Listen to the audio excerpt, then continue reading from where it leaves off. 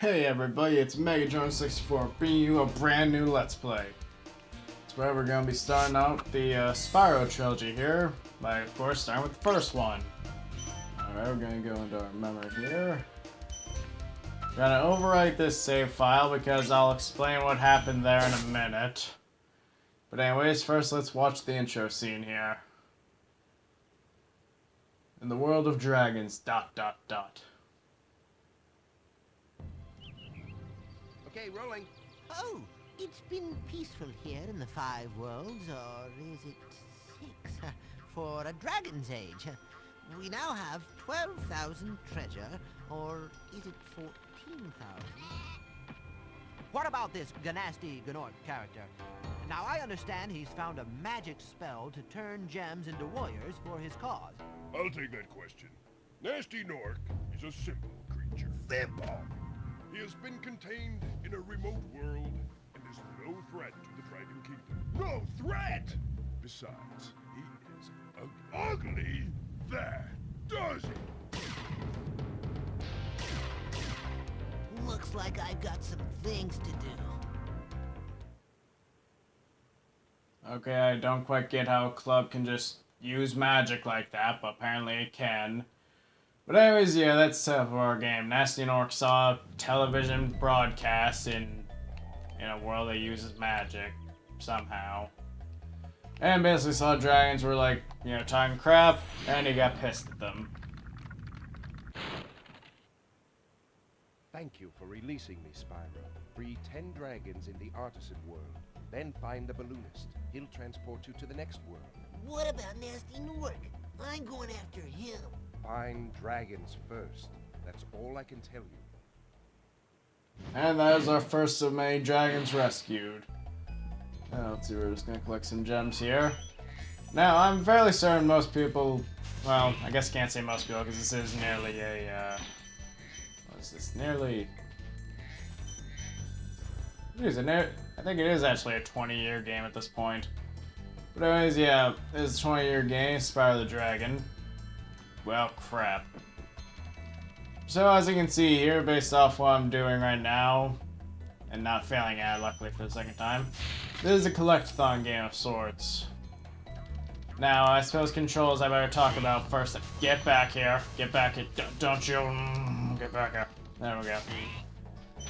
Now, controls first things first, of course, control stick moves, although you can also use the D-pad if you wish. I don't know why you'd want to. Anyways, X button, jumps. Now in case you're wondering why I'm saying X and not A as well, not talking about substitutes because, it's PlayStation exclusive. Anyways, X jumps. If you hold X while you're in the air, you can glide around for a little bit. Because you're not a cool dragon. You can't just fly like every other dragon without, like, some magic assistance or some crap. Get back here. Okay, there we go. Anyways, as for our next set of commands, holding square will allow you to charge around for a bit. This is mainly just going to help you get around a lot faster. And as for our ranged attacks, well, we have a circle here, which allows us to breathe fire. Doesn't really have much range on it, but, it can be useful. And as for our final command on the face button, we have triangle, which basically allows us to have a behind the giant spikes coming out of our head view. Wonderful. Now, as for commands outside of that, both triggers allow camera control, left for left, right for right. And the final command, which only ever appears in this game, I think, and is never useful. They see me rolling. They hating. Yeah, yes, it's a dodge roll. Although I'm gonna say right now, it's completely useless because this thing has got me killed more than actually helped me. Because, like, you would think, oh, I see attack coming, I'll dodge to the left. It's like, yeah, you could do that. Or you could just turn and charge away. It's like, I guess you can use it for strafing, but at the same time, it's like the charge is way faster. Anyways, let's finally rescue this guy. Or gal, I don't know who it could be. Or what, right? Where's Nasty Nork? I'll torch him. Keep your horns on, Spyro! You have much to learn first. Do you know what the dragonfly following you is doing? His name is Sparks, and he's helping and protecting you. Keep an eye on him and see what I mean.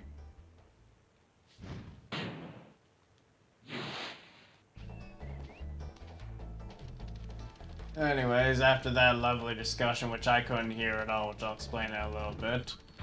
Where was I? Oh yeah, so dodge rolling in this game, I just don't find use for, because again, just charging or... Like, even if you don't want to lose the camera, you can just... Well, actually, I guess camera moves with you if you jump, but...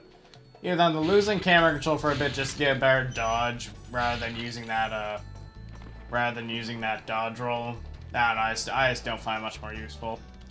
In fact, if anything, if anything in the past, I've actually run off cliffs because I keep thinking that they're used for camera control.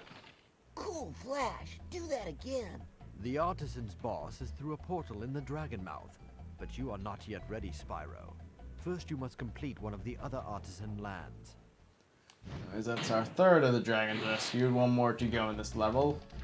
Now, let's see, what's the first thing I want to talk about? Oh, yes, of course. So, that part where I mentioned that, you know, I can't really hear this conversation at all. I just want to say this right now. I'm going to be staying quiet during the dragon cutscenes, such as, you know, those ones where Spyro's, like, talking with them. I'm going to stay quiet during those for two reasons. One, because I don't want to interfere with the voice acting, because, well, you know, there's PS1 voice acting, and they didn't have subtitles invented then. So otherwise, it's really hard to hear them. Well, not as bad as Sonic Adventure 2's voice acting, but still pretty bad. And, secondly, because I can't even bother hearing them, so what's the point of me trying to talk over them, you know? Because I can't really comment on what they're saying. Now, the reason that they're all muted out entirely is because my microphone, it keeps picking up the audio from the TV whenever I do these recordings. In fact, I was actually doing a practice recording of another game a while back, and it would not stop picking it up every time anything happened. It would be kind of annoying. So I've decided that until I can find a better solution, I've decided that for the Spyro game, or at least this first one here, I'm going to, crap, I missed it. I'm going to keep it turned off. I'm going to keep it turned off on the TV here, just so it doesn't pick up on the commentary, because otherwise it would kind of sound like an echo effect of sorts if I kept it on. Oh, crap.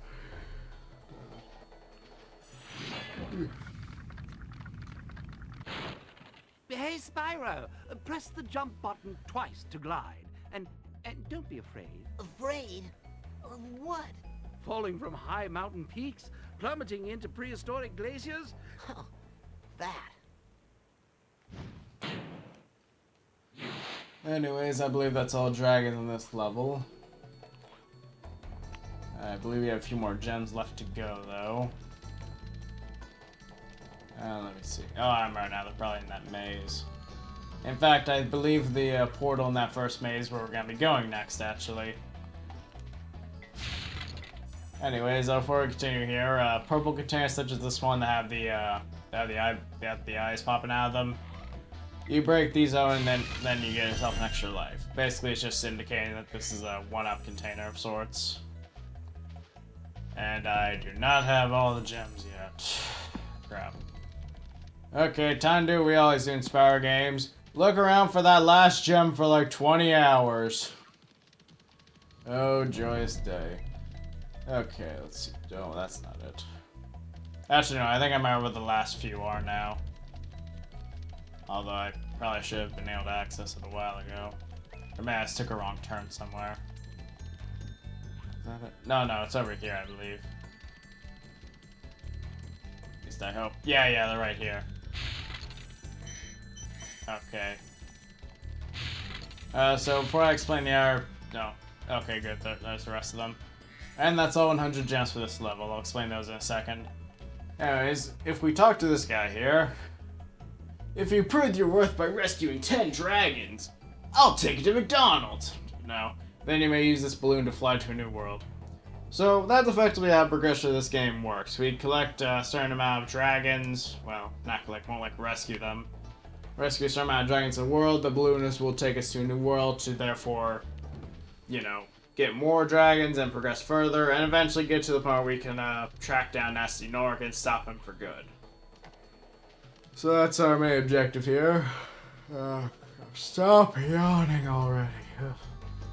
Anyways, I believe we're gonna start out with the main worlds. Well, I guess I can describe it as main worlds. But I'm entering Dark Hollow here. Honestly, I really do like this level based on its level design, but that sounds like redundant wording. But regardless, oh, darn it. Regardless of my redundant word choice, I really do like the design of this level a lot. You know, the frog people guarding it, the nighttime setting, the lights. I don't know, it all just seems very nice to me. But anyways, so I believe... if I can talk today properly, I guess I better start talking about the main goals in this game. The main goal above all else, rescue these dragons.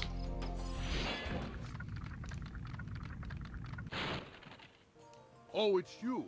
I wasn't sure if you'd escape those annoying little creatures. Of course, they wouldn't bother me, but here's a hint. Metal armor is fireproof, but a charge attack will take care of them. Alright, there we go. Anyways, main goal above all else, rescue those dragons. And, well, as you can imagine, progress forward, stop Nasty Nork, then profit. As always. Now, as for collectibles aside from that, as I'm sure you probably saw me collect at least 100... Actually, no, yeah, I'm certain it was 100. Previous level is gems. Gems are a common mainstay in Spyro games. In fact, I believe they've been around since... Oh, darn it. In fact, I'm certain they've been around in every single Spyro game ever created. And they have varying uses in certain games. Some games it's a currency. Actually, no, I'm certain that almost all the games are currency. It mainly comes down to two uses. One, they do nothing whatsoever, and secondly, it's that they're a currency or a gambling chip to... Well, not gambling chip, but just... I can't talk today, apparently. Go me. Basically, either buy crap with it, or in some games it has no use whatsoever. Most times, though, you usually have to use it to buy something or gain entry to something. Anyways, if I can explain stuff better... So, in this game, gems don't really have a use at all. The only real thing they give you is the completion bonus at the end. So, we will indeed be going for all of them in all the stages. But just know that if you're playing this game and you're thinking, hey, do I need to collect these gems? No, you don't. If you want to just beat the game normally, you don't need to collect all the gems. Or any of them, for that matter. But if you want the completion bonus at the end of the game, which I will not say for the time being, because I like being secretive. Kind of a jerk. Well, actually, I don't enjoy being a jerk, but that was part of the poorly planned joke. Anyways, if you want to go for the completion bonus at the end, or if you just like completing games for that matter, then yeah, you're gonna have to you're gonna have to collect all of them to get the 100%, completion at the end of the game.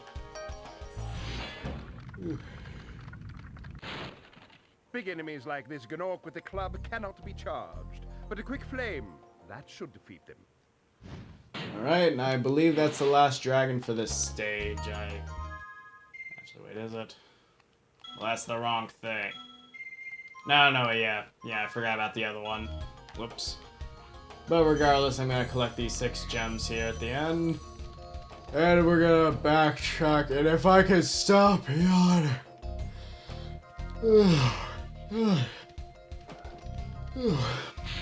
Sorry about that, it's just, honestly, I'm recording this at like 2 a.m. I believe at this point. Initially, I would have been done a lot sooner, but, also, I guess I should explain this right now. You might remember I was facing some enemies that had metal on the camera. Stupid thing. You might remember I was facing enemies with metal on them and that, they resist fire. Giant enemies you can't charge into, but you can only use flame.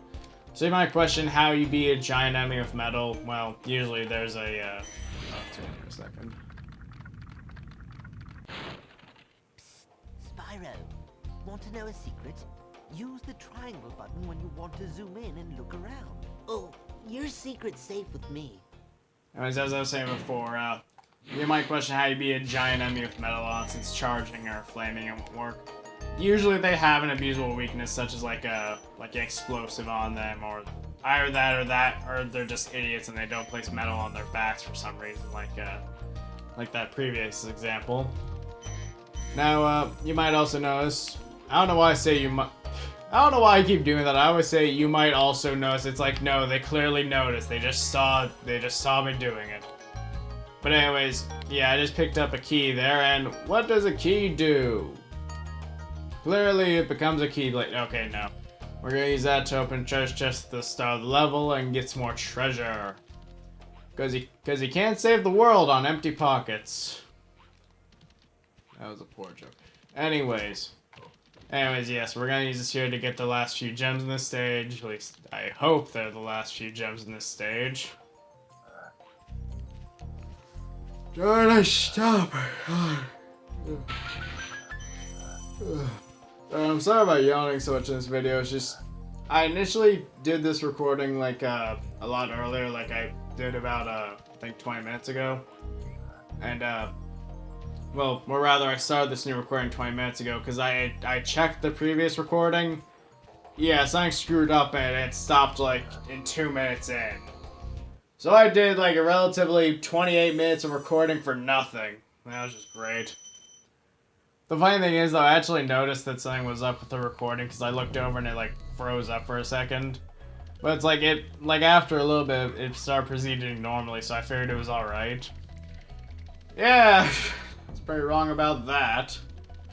But anyways, because of that, I actually know where all the gems are on this level. Yay. But, anyways, I suppose I better explain a few more of the mechanics in this game here in this first video. Firstly, I'm fairly certain that one of the other dragons explained it earlier, but our dragon player Sparks is our health indicator.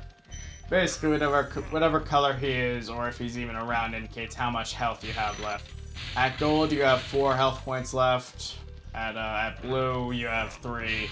At green, you have 2. And then once he's gone, the next hit will kill you. So, yeah, basically Sparks is the health indicator in this game. However, he does have one other use as well. If I can just slowly approach its gem. Saw it's naked. But anyways, yeah, you see there that Sparks, if you ever approach a gem, he'll dash at it and collect it for you. This basically makes it so you don't have to actually collect each gem, just generally get close to them and Sparks will pick them up for you. Really useful, but keep in mind that if you lose Sparks, you lose that ability. Now you might question, you know, how do you get Sparks back or how do you refill his health in general? Well, I'll demonstrate that once we get out of this room, but I'm just gonna collect this treasure here, and I missed the last one. Well, last 2, actually. Okay, there we go.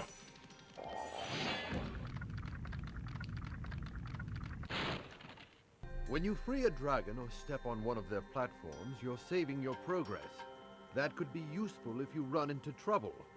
Not that you ever run into trouble, Spyro. I swear, that's gonna get annoying with these dragons. Like I can just foresee that in the future. It's gonna be like they tell us how to do something. Like, hey, here's how you use this thing, and then right afterwards, because I have no idea what they're saying, I'll be like, hey, here's how you use this thing. Like, I'd be repeating their explanation.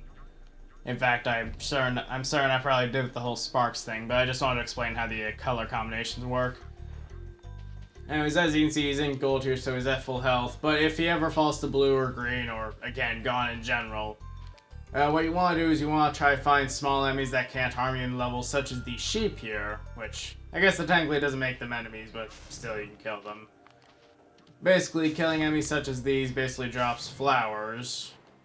What am I talking about? Flowers? No, butterflies. Why did I think flowers? No, sorry.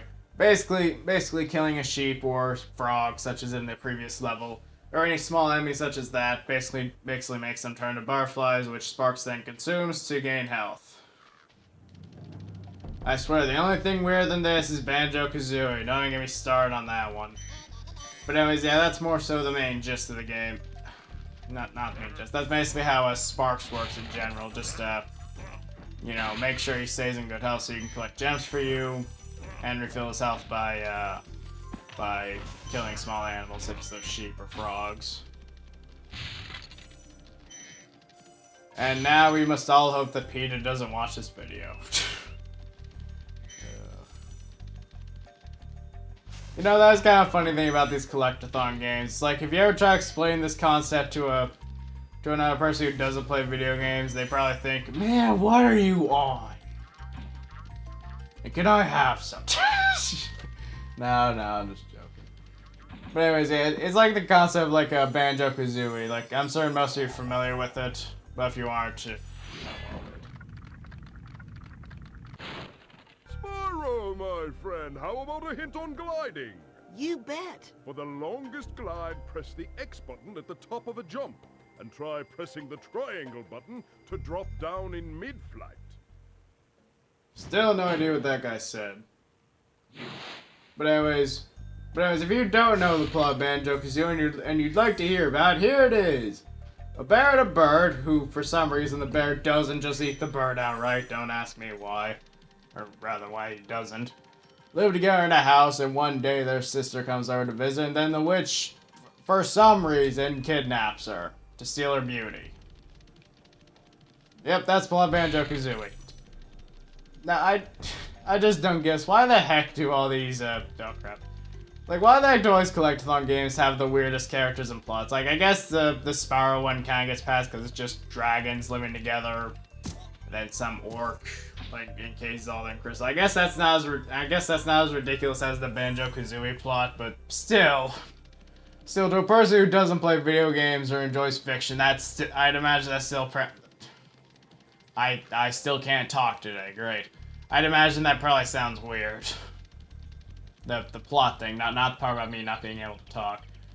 Anyway, so in the previous recording, funnily enough, I had trouble with trying to find the last few gems in this level, and yeah, there's a few hidden up here on top of this castle type segment, so be sure not to miss them. Darn that stupid yawning. Oh no. Worst time to yawn during a recording. Well, at least I'm not doing a collab recording. Anyways, don't fall off the hills, dang it.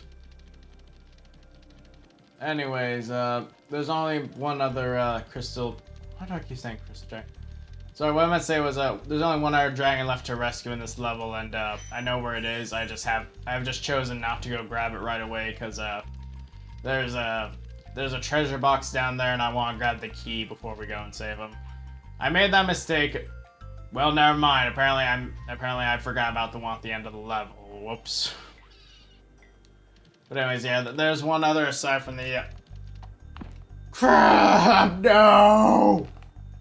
Oh yeah, I forgot you don't die in water. Oh, what the heck? Well, we just lost Spark, so here's what it's like trying to collect gems without him. Screw it. I'm gonna go find a sheep or something. Whoa! Oh, I forgot about the enemies in here. Probably should have remembered that. Oops. Okay, sheep. You know, I don't get this logic. It's like I understand the concept of, you know, like killing the enemy and a butterfly appears, therefore Sparks eats it. But how does that work if Sparks is gone? Like what? Just a butterfly appears, he's like instantly, whoop! Comes in and eats it. Just instantaneously. Video game logic. I shall never understand you. Then again, I don't really want to. Makes things so much easier. Anyways, let's get this guy. After you've freed all the dragons, pass through this fancy vortex thingamajigger. It'll take you back to the artisan home. But first, let me tell you a story. No thanks. See ya. You know, I just now realized while looking at the recording.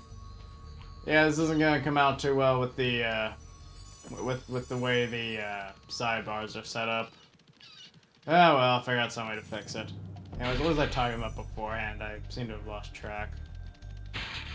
Oh, well, regardless, well, regardless, darn it, stop falling into the water. Oh, actually, that reminds me of what I wanted to talk about. Basically in this game, water and, other types of liquids such as swamp water, which I guess would technically still be water, you know, but basically just water like, areas such as swamps or, like goo or whatever. Didn't want to do that.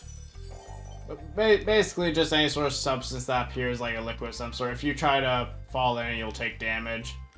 Versus the other games where you could actually learn to swim in it, which sadly Spyro didn't learn how to do yet. For some reason.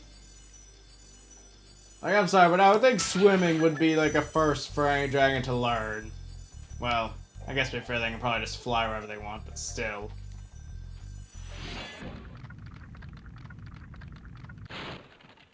Watch the dragonfly, Spyro. His color indicates his power. When he eats butterflies, he stays strong. Like me.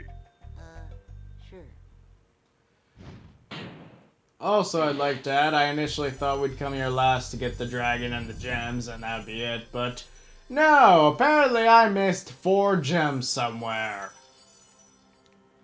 Right. Okay, back to the hills. Back to the hills once more to grab the stuff that I missed for like the 3rd time at this point.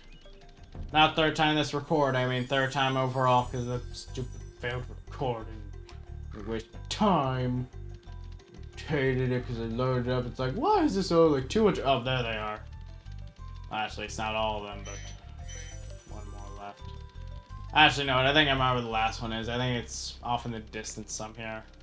I mean, somewhere, not some here. I can English, guys. Trust me. There it is. Alright, so that's every gem in this level. And I think we're gonna call it quits here. Normally, you can just go to the pause menu and hit a exit level to leave. But you know what? I'm gonna be classy. I'm gonna take the exit. I'll leave in style. Except not always. Only right now, just be... Only right now to be stylish. They see me flying and running away. Or cowering in fear, I guess. Same thing, really. Anyway, so I believe that's gonna be it for this part, guys. And I'm gonna hope my recording didn't fail for once. Now, I guess before I leave off this video, I'm gonna save quick. Now, if you ever want to save, just find a crystal... Why do I keep calling it crystal dragon? Find a dragon you rescued, find their plate they were standing on, walk onto it, you get a few options here. You can either replay the dragon itself, just re-talk to it if you forgot what they said, if they gave you a tip, or you can just downright save your game. Also, remember that, because this game doesn't auto-save like the future installments. Yeah, I figured that out way too often in the past. But anyways, guys, that's gonna be it for this part. And I'm gonna hope my comment... Okay, go, it's recording. Alright, so hope everything worked out better with this recording session. Anyways, I'll see you guys in the next part. We're gonna be finishing up the rest of the worlds here in Arson Homes, and who knows, maybe we'll be taking on the boss finally. Afterwards, proceeding from there. See you guys next time.